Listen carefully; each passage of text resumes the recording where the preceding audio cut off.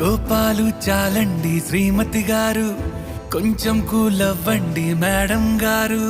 చామంతి నవ్వే విసిరే మేరు, కసిరేస్తూ ఉన్నా బావున్నారు. సరదాగా సాగే సమయంలోన మరిచిపోతే బాధ కబురు. వద్దు అంటూ ఆపేదెవరు?